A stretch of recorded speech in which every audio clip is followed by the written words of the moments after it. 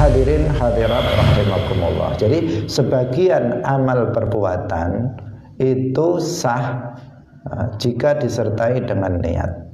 Sebagian amal perbuatan itu sempurnanya apabila disertai dengan niat, meskipun sah tanpa niat. Hadirin rahimakumullah, niat itu artinya menyengaja melakukan suatu perbuatan bersamaan dengan melakukannya. Jadi menyengaja melakukan suatu perbuatan bersamaan dengan melakukannya. Muqtarinan bi fi'lihi, bersamaan dengan melakukan perbuatan tersebut. Itu yang disebut dengan niat. Jadi menyengaja melakukan suatu perbuatan, wudu, perbuatan sholat, perbuatan puasa, bersamaan dengan melakukannya. Makanya ketika seseorang wudu kemarin niatnya apa? Bersamaan dengan membasuh awal wajah. Ketika mandi maka niatnya bersamaan dengan membasuh bagian pertama yang dibasuh dari badan.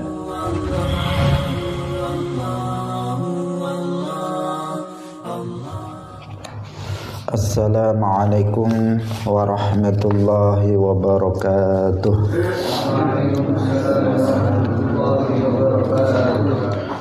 Alhamdulillahi rabbil alamin. Lahu ni'matu wa lahul fadlu wa lahul thana'ul hasan.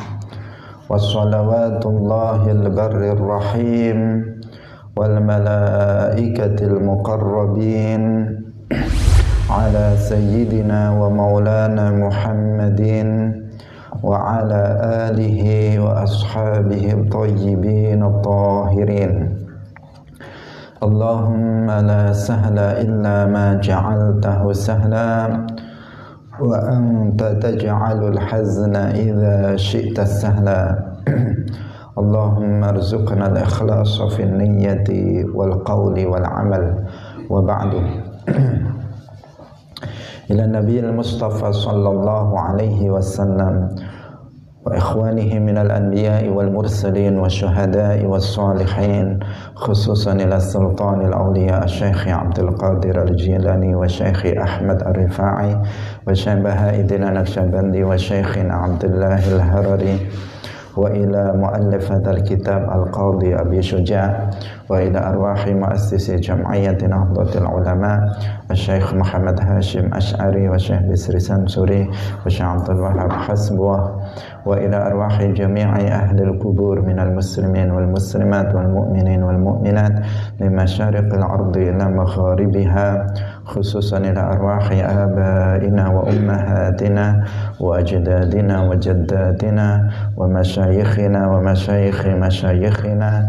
Al-Fatihah. A'udzu billahi minasy syaithanir rajim. Bismillahirrahmanirrahim. Alhamdulillahi rabbil alamin. Ar-Rahmanir Rahim. Maliki yaumiddin. Iyyaka na'budu wa iyyaka nasta'in. Ihdinas siratal mustaqim. Siratal ladzina an'amta 'alaihim ghairil maghdubi 'alaihim waladdallin. Amin. Kita baca.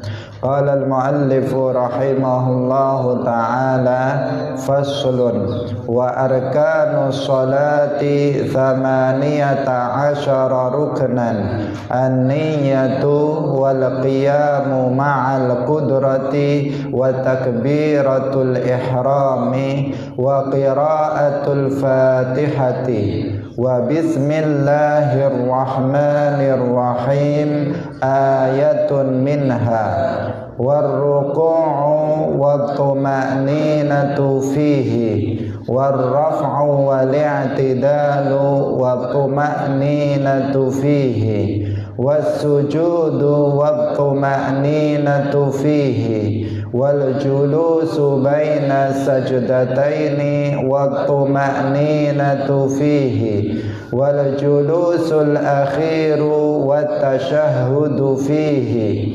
wassalatu ala nabiyyi sallallahu alaihi wasallam fihi wataslimatul ula wa niyyatul khuruji minas salati wa tartibul arkani ala ma dzakarnahu. Hadirin hadirat kaum muslimin muslimat, pemirsa Madu TV rahimakumullah.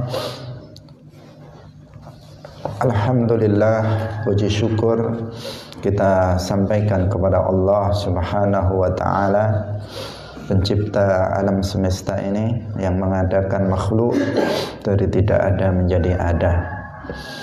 Karena dengan taufik dari Allah Subhanahu wa taala, pagi hari ini hati kita tergerak untuk kembali hadir dalam majelis yang mulia, yaitu majelis Ilmuddin. Barang siapa yang datang ke majelis ilmu untuk belajar satu bab dari ilmu agama, maka itu lebih baik, kata Rasulullah Shallallahu Alaihi Wasallam, lebih baik dari sholat sunnah 1000 rakaat.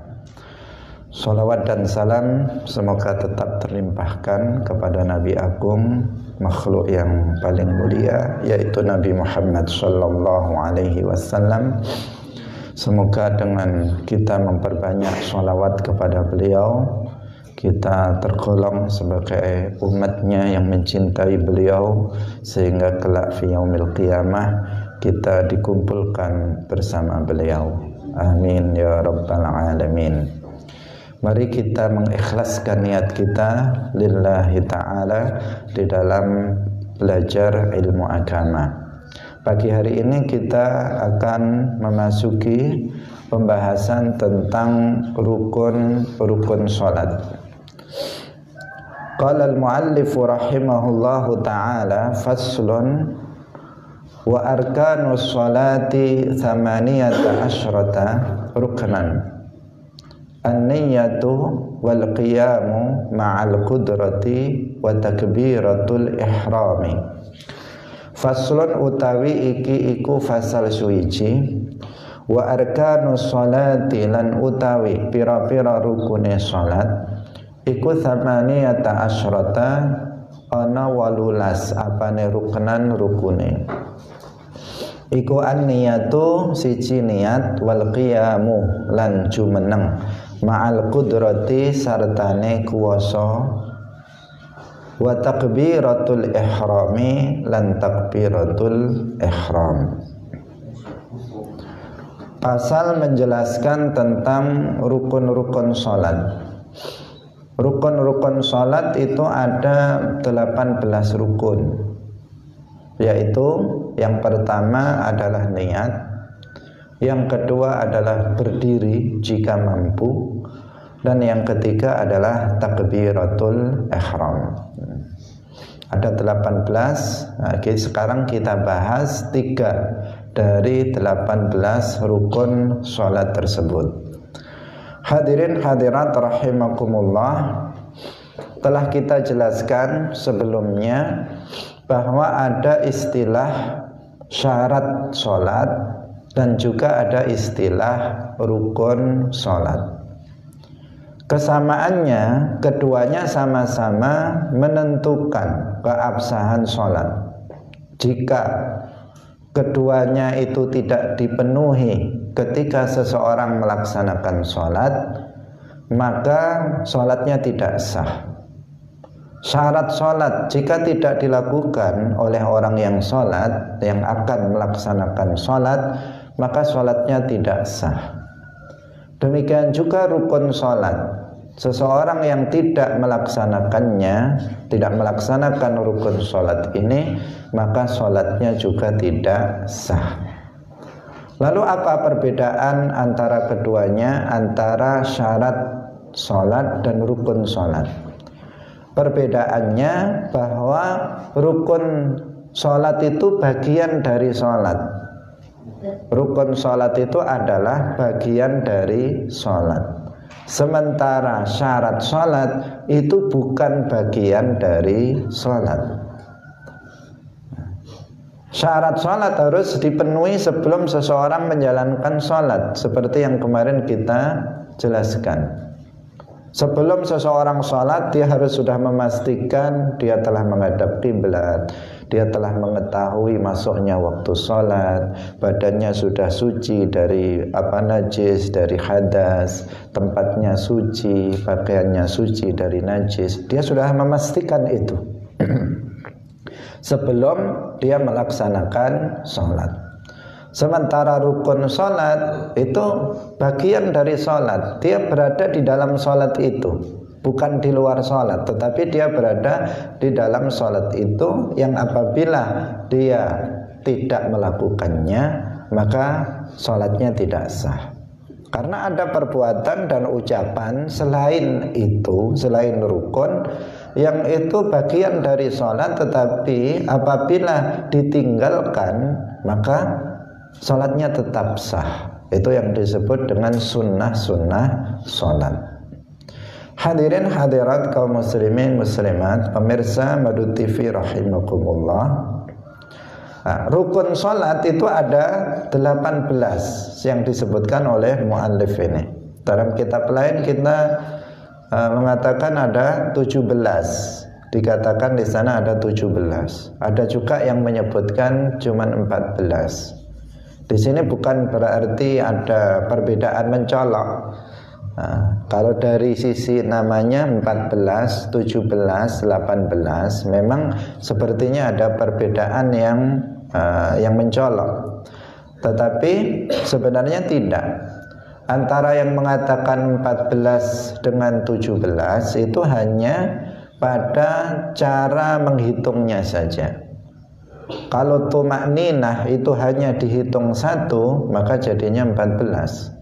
Tetapi tumakninah jika dihitung pada setiap rukun, misalnya tumakninah dalam i'tidal, dalam ruku' sendiri, tumakninah dalam i'tidal sendiri, tumakninah dalam sujud sendiri, tumakninah dalam duduk di antara dua sujud dihitung tersendiri, maka jadinya 17. Tapi jika dihitung 1 jadinya 14. Sementara di sini 18. Itu tambahannya apa? Tambahannya di belakang itu ada niat untuk keluar dari sholat. Jadi ada satu rukun, yaitu ketika seseorang itu mengakhiri sholatnya, maka dalam hati dia harus berniat untuk keluar dari perbuatan sholat. Nanti akan kita jelaskan di belakang, karena itu adalah rukun, bagian rukun yang akhir. Hadirin hadirat kaum muslimin muslimat rahimakumullah. Rukun sholat yang pertama adalah an-niyatu, niat.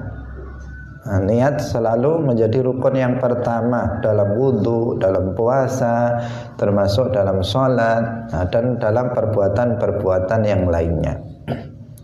Rasulullah Shallallahu Alaihi Wasallam bersabda, innamal a'malu binniyat. Sesungguhnya amal perbuatan, di sini ada dua penafsiran. Sesungguhnya amal perbuatan yang baik itu bisa sah, jika disertai dengan niat. seperti wudhu, puasa, kemudian sholat, itu hanya sah apabila disertai dengan niat. Jika tidak niat, maka ibadah-ibadah tersebut tidak sah. Ada juga yang memaknai, bukan berarti ini dua-duanya ya, maknanya itu dua-duanya, bukan salah satunya atau bukan khilaf, tetapi dimaknai juga hadis ini bahwa sesungguhnya amal suatu perbuatan itu sempurnanya itu jika dengan niat. Jadi ada yang sahnya itu dengan niat, ada yang sempurnanya itu dengan niat. Perbuatan yang sahnya jika disertai dengan niat, ya seperti sholat, seperti wudhu, seperti puasa, itu sahnya dengan jika disertai dengan niat. Ada perbuatan itu yang sempurnanya itu jika disertai dengan niat. Artinya jika tidak dilakukan niat, jika tidak niat dia dalam melakukannya, perbuatan yang dilakukannya tetap sah, tetapi tidak berpahala. Tetap sah tetapi tidak berpahala. Seperti apa? Misalnya seperti seorang laki-laki memberikan nafkah kepada istri dan anak-anaknya. Nah, memberikan nafkah kepada istri dan anak itu hukumnya apa? Wajib. Hukumnya wajib. Artinya jika seseorang melakukannya, dia mendapatkan pahala besar. Pahala wajib, bukan pahala sunnah yang didapatkannya, tetapi pahala wajib. Artinya pahala yang sangat besar. Tetapi apabila seorang laki-laki ketika dia memberikan nafkah kepada istri dan anaknya tidak niat, dalam hatinya nggak niat, asal diberi begitu saja, diberi tanpa ada niat untuk menjalankan perintah Allah, yaitu memberikan nafkah kepada istri dan anak-anaknya lillahi ta'ala, maka di sini apa? Sah. Apa yang dilakukannya sah, tetapi tidak ada pahalanya. Hadirin hadirat rahimakumullah. Jadi sebagian amal perbuatan itu sah jika disertai dengan niat. Sebagian amal perbuatan itu sempurnanya apabila disertai dengan niat, meskipun sah tanpa niat. Hadirin rahimakumullah, niat itu artinya menyengaja, melakukan suatu perbuatan bersamaan dengan melakukannya. Jadi menyengaja melakukan suatu perbuatan bersamaan dengan melakukannya. Muqtarinan bi fi'lihi, bersamaan dengan melakukan perbuatan tersebut. Itu yang disebut dengan niat. Jadi menyengaja melakukan suatu perbuatan, wudu, perbuatan sholat, perbuatan puasa, bersamaan dengan melakukannya. Makanya ketika seseorang wudu kemarin niatnya apa? Bersamaan dengan membasuh awal wajah. Ketika mandi, maka niatnya bersamaan dengan membasuh bagian pertama yang dibasuh dari badan. Ketika niat dalam sholat, itu juga nanti bersamaan dengan takbiratul ihram. Tapi kalau puasa itu sebelum, karena puasa niatnya harus diletakkan di malam hari, harus tabyid, harus dilakukan di malam hari. Tidak ketika subuh kemudian niat, tidak. Nanti akan ada pembahasannya secara khusus. Hadirin hadirat kaum muslimin rahimakumullah. Jadi itulah yang disebut dengan niat, pengertiannya. Jadi menyengaja melakukan suatu perbuatan bersamaan, menyengaja dalam hati untuk melakukan suatu perbuatan bersamaan dengan melakukannya. Nah, tempatnya niat ini ada di dalam hati. Niat wudu itu dalam hati. Niat puasa juga dalam hati. Niat mandi juga di dalam hati. Niat niat sholat juga dalam hati, karena niat itu adalah amalun qalbiyun, perbuatan hati memang. Adapun talaffuz, mengucapkan niat, talaffuz bin niyah, mengucapkan niat usolli fardhu zuhri, usolli fardhul asri misalnya, maka itu hukumnya adalah sunnah, bukan wajib. Hadirin rahimakumullah. Nah, ada beberapa hal yang harus diperhatikan ketika seseorang berniat sholat. Pembahasan kita tentang niat sholat harus diperhatikan. Yang pertama yang tadi itu, bahwa niat itu letaknya di dalam hati, bukan di lisan.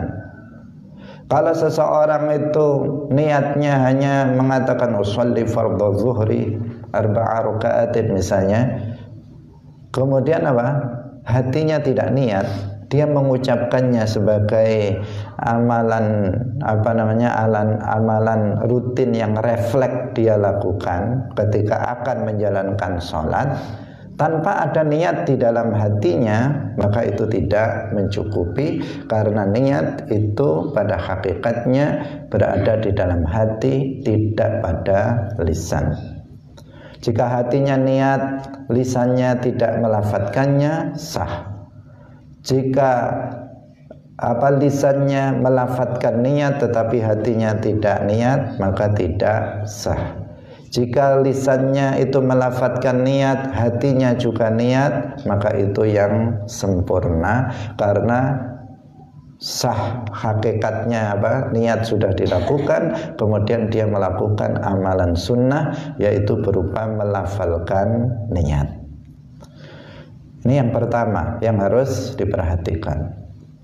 Yang kedua yang harus diperhatikan ketika seseorang itu niat dalam sholat adalah bahwa niat itu dilakukan bersamaan dengan takbiratul ihram. Jadi niat itu dilakukan bersamaan, bukan sebelumnya, bukan setelahnya.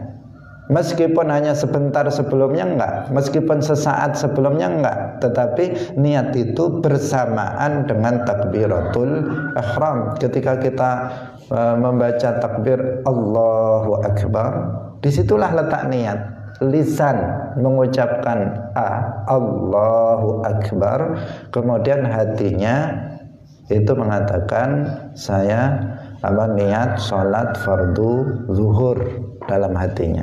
Jadi lisan mengucapkan takbir Allahu Akbar, hatinya itu melakukan niat bersamaan dengan takbiratul ihram. Tidak bisa seseorang niatnya sebelum itu. Ketika usolli fardhu zuhri, sebelum takbir lisannya niat atau melafadzkan niat, hatinya niat, kemudian ketika Allahu Akbar hatinya enggak niat untuk melakukan salat, maka enggak sah, karena harus bersamaan dengan takbiratul ihram. Itulah ketentuannya di dalam mazhab Syafi'i. Ada mazhab lain seperti mazhab Malik yang mengatakan boleh niat sebelum takbiratul ihram, sesaat, artinya sebentar sebelum takbiratul ihram dia niat, itu boleh. Tapi dalam mazhab Syafi'i yang biasa kita amalkan itu niat harus bersamaan dengan takbiratul ihram. Jadi sekali lagi kita katakan lisan mengatakan Allahu Akbar, hatinya mengatakan saya niat fardu zuhur, saya niat fardu asar, saya niat sholat fardu maghrib, dan seterusnya. Ini ketentuan yang kedua yang harus diperhatikan. Yang pertama niat itu di dalam hati. Yang kedua, niat itu harus bersamaan dengan takbiratul ihram.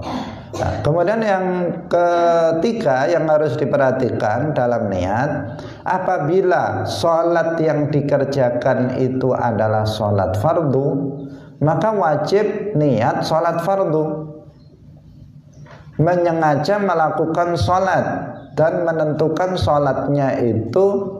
Ini yang berikutnya, apakah subuh, zuhur, asar, maghrib atau isya.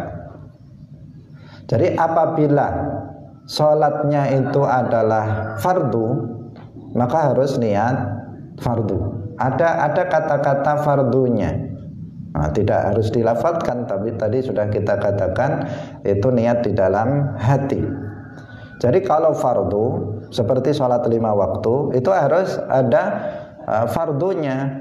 Usolli, ini berarti niat untuk sholat, melakukan, menyengaja untuk melakukan sebuah perbuatan namanya sholat. Kemudian harus disertai apa? Fardu, usolli fardo. Kemudian harus ditentukan fardu apa?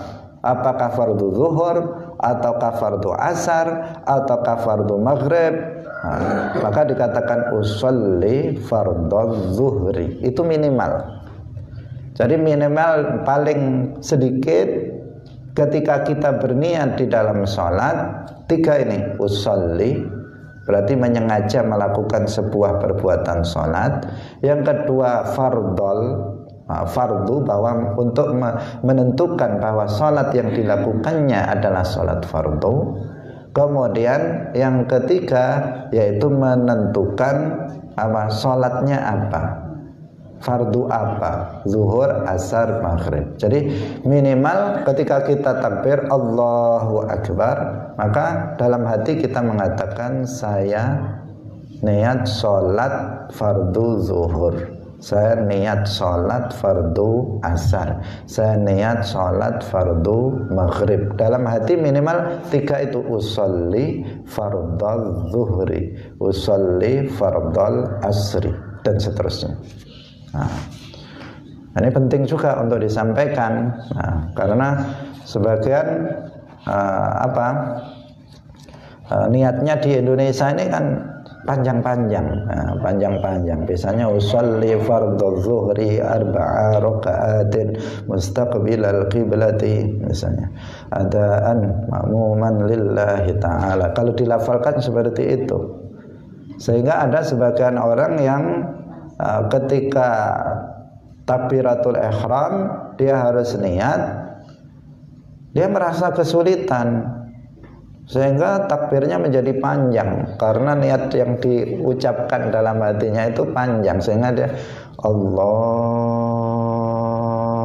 Akbar, sebab hatinya dituntun dulu usolli fardhu zuhri 4 raka'atin, jadinya seperti itu. Nah, ya, kita ketika mengucapkannya, melafalkannya sebelumnya, ya silahkan saja. Tetapi ketika seseorang itu takbiratul ihram, niat itu dalam hati. Hati itu tidak membaca seperti halnya lisan. Hati itu memiliki perkataan, model perkataan sendiri.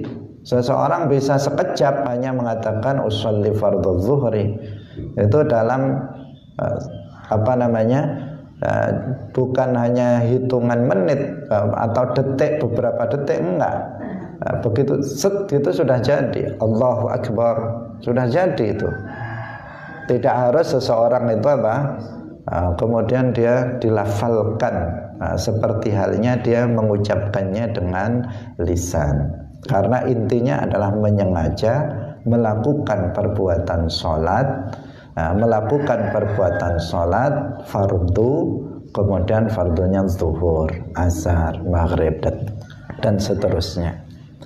Hadirin hadirat kaum muslimin muslimat rahimakumullah. Nah, jadi ini kalau sholatnya wajib. Kalau sholat fardu, kalau sholatnya itu sholat sunnah, maka tidak disyaratkan, tidak diwajibkan untuk meniatkan sholat sunnah. Tidak diwajibkan untuk meniatkan sholat sunnah. Dengan rincian, ada rinciannya. Yang pertama, jika sholat tersebut memiliki waktu, seperti sholat rawatib, kan ada waktunya, qabliyah, ba'diyah, sebelum pelaksanaan sholat wajib, sholat fardu, atau setelahnya. Itu berarti dia memiliki waktu. Maka wajib menyengaja melakukannya dan menentukan waktunya. Misalnya qabliyah zuhur, ba'diyah zuhur, dan seterusnya. Jadi cukup usolli qabliyat az-zuhri. Enggak harus ada sunnata usolli sunnata qabliyat az-zuhri. Tidak harus. Tidak disyaratkan seperti itu. Kalau sholat fardu harus ada usolli fardu, harus ada fardu zuhri. Tapi kalau rawatib qabliyah ba'diyah, maka cukup usolli qabliyat az-zuhri, usolli ba'diyat az-zuhri. Tidak harus disebutkan atau ditentukan sunnahnya. Itu kalau sunnah, perbedaannya antara sunnah dan sholat wajib. Itu kalau memiliki waktu seperti rawatib ya. Atau duha misalnya, itu kan juga punya waktu. Waktunya waktu duha. Maka usolli duha. Usolli duha. Tidak harus usolli sunnatul duha. Jika ditambahi bagaimana? Ya enggak apa-apa.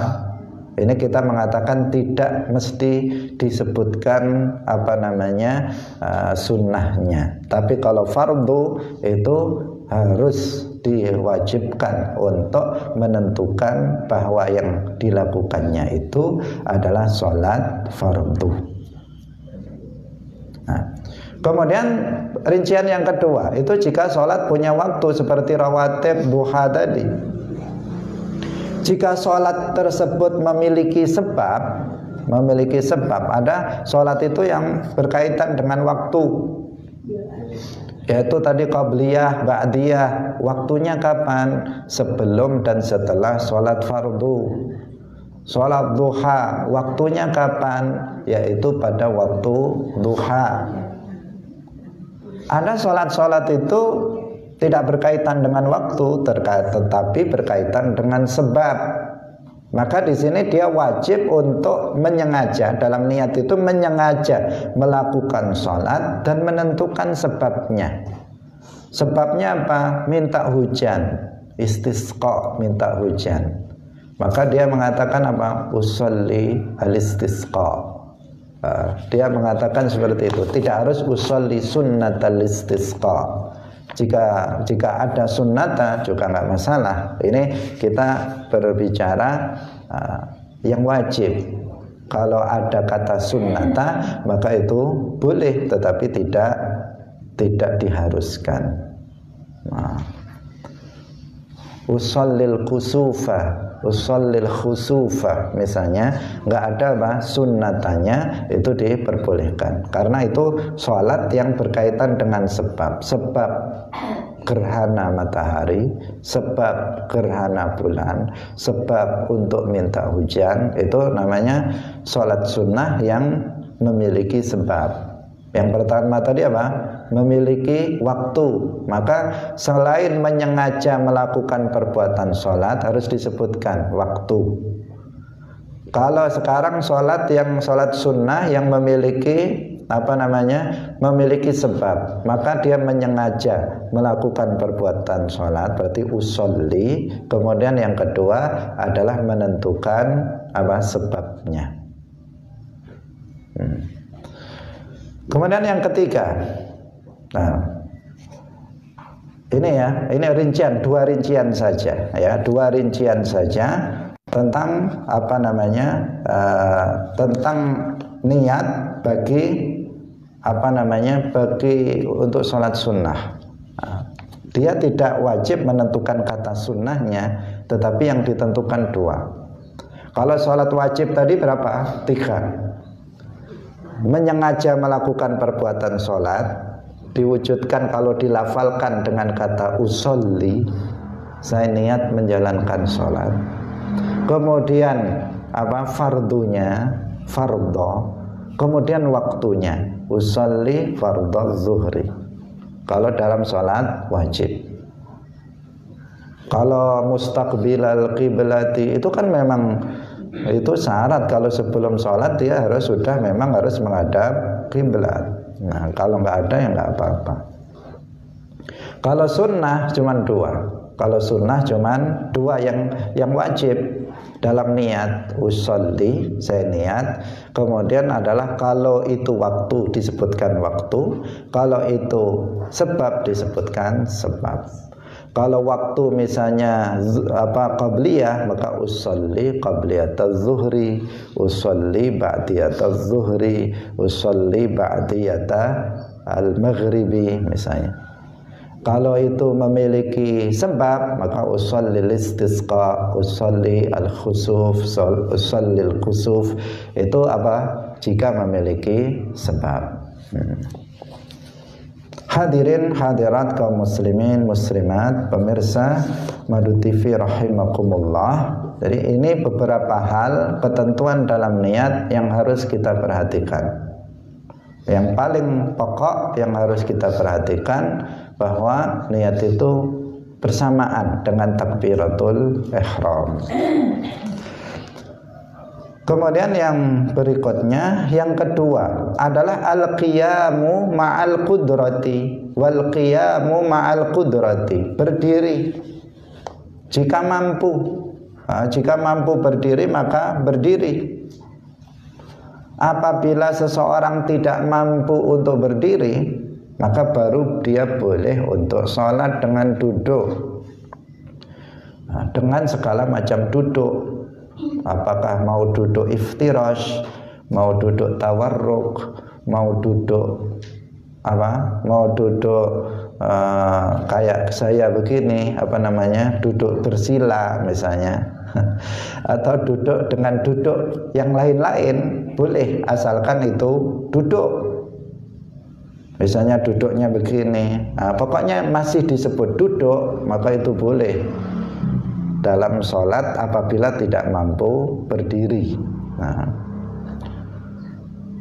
Tetapi kalau duduknya itu dengan iftirash, maka itu lebih utama. Iftirash itu duduk seperti dalam tasyahud awal, itu iftirash. Kalau duduknya seperti itu dalam sholat bagi orang yang nggak mampu berdiri, maka itu lebih utama.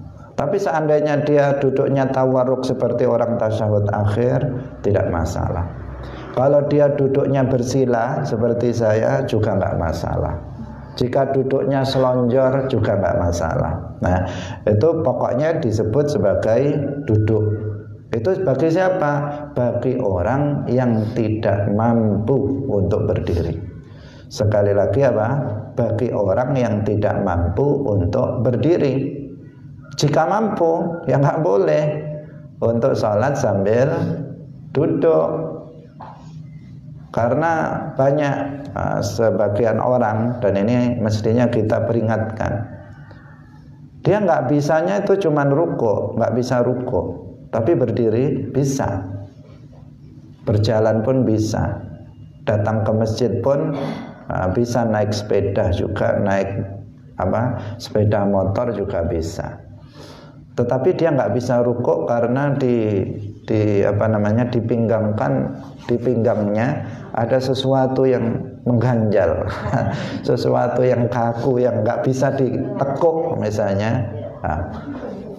Nggak bisa dia langsung sholat dengan sujud, dengan duduk, alasannya nggak bisa rukuk, nggak bisa. Kalau dia bisa berdiri maka dia harus berdiri.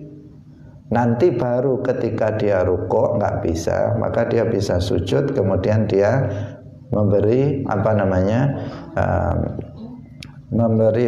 membungkukkan sedikit kepalanya sebagai tanda bahwa dia sedang rukuk.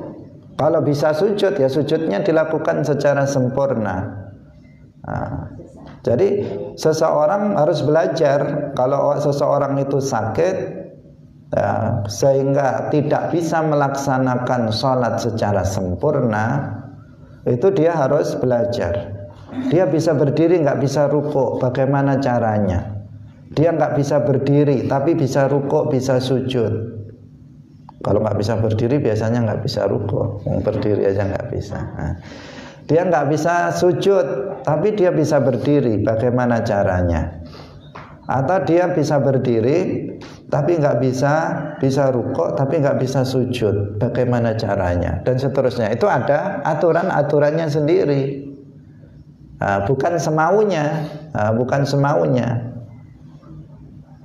Pokoknya semampunya, kemudian semaunya, semau dia, nggak tanpa mengikuti aturannya. Hadirin hadirat kaum muslimin muslimat, pemirsa Madu TV rahimakumullah.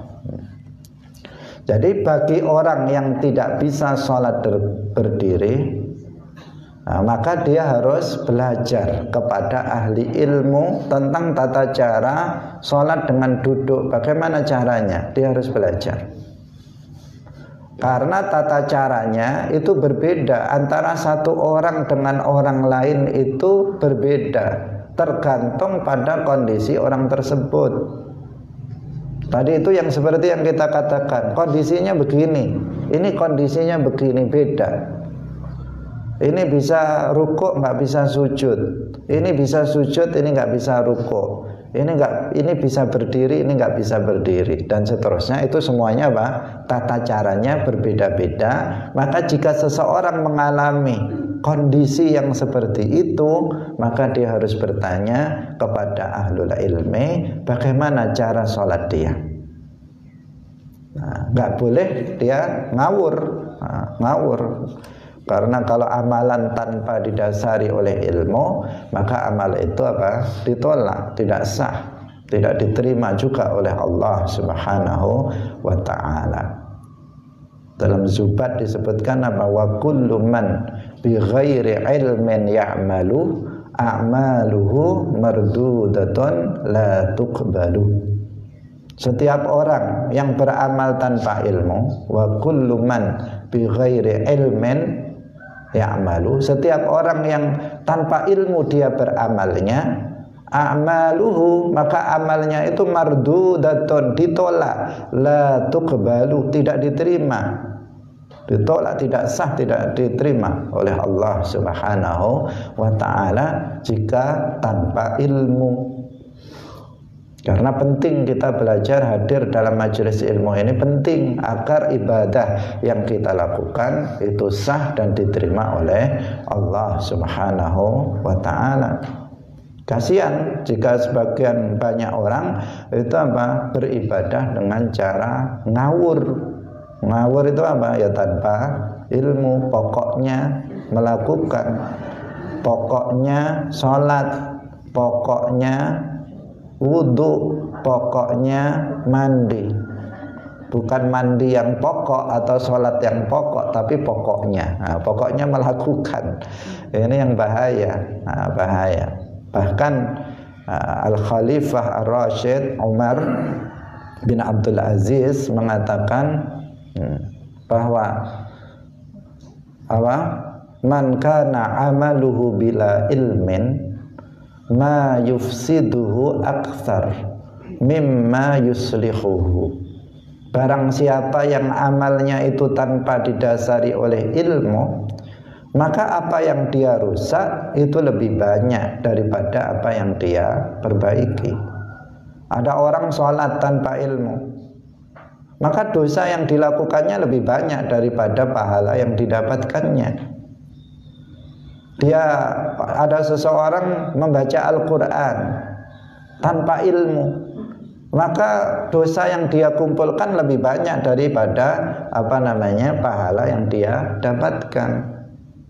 Karena itulah maka dalam beramal apapun kita harus memastikan bahwa kita memiliki ilmunya tentang perbuatan tersebut. Jangan sampai ngawur dalam ibadah. Bagaimana agar kita nggak ngawur? Ya kita harus belajar. Kita harus belajar, mau hadir dalam majelis ilmu. Apalagi zaman sekarang. Zaman sekarang ini kita sebenarnya dimudahkan oleh Allah Subhanahu wa ta'ala. gila dengan barokahnya corona, gila. Sebagian orang mengatakan itu dengan sebab adanya corona ini, bukan barokahnya ya, dengan sebab adanya corona ini banyak para kiai, banyak para ustadz itu melakukan pengajian secara online, melalui Facebook, melalui YouTube. Para kiai-kiai yang mu'tabar, yang bisa, yang thiqah, yang terpercaya, ahlus sunnah wal jamaah, itu banyak yang melakukan pengajian secara online, sehingga memudahkan bagi kita untuk belajar. Sisakan waktu dalam sehari semalam meskipun hanya 1 jam, seperti ini, cuman jam 5 sampai jam 6, 1 jam. Sisanya terserah kamu, mau main-main, mau jalan-jalan, mau tidur, mau apa, terserah. Cuman sisakan dalam sehari 1 malam ya, waktu hanya sesaat saja, sesaat, satu saat, 1 jam saja untuk belajar ilmu, menambah ilmu. Bagi pemirsa ini, bagi pemirsa yang ada di rumah, itu manfaatkan waktu meskipun sebentar. Jangan dibuang sia-sia begitu saja, sehari semalam 24 jam tanpa menambah ilmu. Maka seseorang akan sangat rugi, karena amal perbuatan kita salah satunya keabsahannya dan diterimanya oleh Allah itu tergantung kepada ilmu. Hadirin hadirat rahimakumullah, banyak sekali kita tinggal pilih. Kalau dahulu kala sebelum ada corona, itu sulit sekali kita belajar secara online. Karena apa? Yang ngaji di YouTube, yang ngaji di Facebook itu kebanyakan orang Wahabi. Jadi orang-orang Wahabi itu memenuhi dunia maya. Mereka sudah lebih duluan ngaji di online meskipun nggak ada corona. Sementara kita ahlus sunnah wal jamaah, para kiai itu masih banyak yang kita tidak online. Sehingga bagi masyarakat di rumah yang belum berkesempatan untuk bisa datang ke majelis taklim, belum bisa datang ke pondok pesantren untuk belajar, mereka tidak bisa belajar. Karena bagi mereka yang semangat, waktu itu lebih berbahaya. Semangat belajar tapi malah bahaya. Kenapa? Karena mereka begitu masuk langsung sudah disuguhi dengan pengajian Wahabi. Sehingga banyak sekali orang yang terpengaruh oleh paham-paham yang tidak benar, paham Wahabi melalui ini. Jadi kita boleh belajar dengan talaqi melalui online, tetapi harus dipastikan siapa itu yang ngaji. Harus mengenal dia, bahwa memastikan bahwa dia ngaji kepada orang yang benar, berakidahkan ahlus sunnati wal jamaah, bukan orang yang beraliran menyimpang dari akidah ahlus sunnati wal jamaah. Inna hadzal ilma dinun fanzuru amman ta'khuduna dinakum, kata Ibnu Sirin. Sesungguhnya ilmu ini adalah agama itu sendiri, tidak bisa dipisahkan dari agama, itu bagian dari agama. Maka lihatlah dari siapa kalian itu belajar ilmu agama. Jadi belajar online silahkan, tetapi lihat juga, bukan hanya online, belajar offline yang tatap muka pun kita harus melihat kepada siapa kita belajar. Pastikan bahwa kita belajar kepada orang yang benar. Karena orang kalau salah belajar, maka itu bisa berakibat fatal kepada dia. Kalau dia belajar ternyata kepada orang Wahabi, dia akan menjadi Wahabi. Kalau dia ternyata belajar kepada orang HTI, maka dia akan jadi orang HTI, Hizbut Tahrir. Kalau seseorang belajarnya kepada ikhwan, maka dia akan jadi ikhwan. Kalau dia belajarnya kepada kelompok radikal, ekstrim, maka dia akan menjadi orang ekstremis. Kalau dia belajar kepada para kiai ahli sunnah wal jamaah, maka dia pun akan menjadi orang ahli sunnah wal jamaah. Itu pada umumnya begitu, pada umumnya. Karena hidayah itu Allah Subhanahu wa ta'ala yang menentukan. Taufik itu Allah Subhanahu wa ta'ala yang telah menentukannya, bukan kita. Ada juga ngaji lama sudah mondok, begitu keluar jadi Wahabi, juga ada. Nah, tetapi itu jarang-jarang, jarang-jarang. Karena guru itu sangat menentukan sang murid itu akan menjadi seperti apa. Nah, hadirin hadirat rahimakumullah. Nah, karena itu langkah yang pertama sebelum seseorang itu belajar, terlebih dahulu dia harus, saya belajar apa, kepada siapa? Siapa? Saya belajar kepada siapa? Baik itu online maupun offline sama. Nah, online maupun offline itu sama. Selain dipastikan pahamnya itu benar, paham ahlus sunnah wal jamaah, dan dia itu orang yang berilmu. Harus dipastikan dia orang yang berilmu, bukan orang yang bodoh. Karena sekarang ada yang kebablasan juga. Zaman online, semua orang termasuk yang bodoh ikut online. Nah, termasuk yang bodoh juga ikut online. Saking semangatnya untuk menyebarkan ilmu kata dia, tetapi sebenarnya dia tidak punya kapasitas untuk itu, sehingga dia pun ikut-ikut online. Nah, kalau bodoh ya tadi itu ilmu pengawuran tadi yang keluar, sehingga itu juga menjadi muridnya juga akan menjadi sama dengan dia. Nah, bisa menyimpang karena pengawuran tersebut. Nah, harus ahlul ilmi. Kemudian juga harus apa? Thiqah. Thiqah itu terpercaya. Nah, terpercaya itu artinya dia tidak berkata tentang ilmu agama ini kecuali apa yang telah dia dengar dari gurunya, apa yang sudah dia pelajari. Dia tidak ngaji kitab yang dia tidak pernah mempelajarinya. Nah, karena melalui online ini juga terjadi. Nah, terjadi apa? Terjadi hal yang seperti itu. Karena apa? Pingin menjadi kiai yang keren, ustadz yang keren. Nah, sehingga kitab yang dikaji dia belum pernah mengkajinya.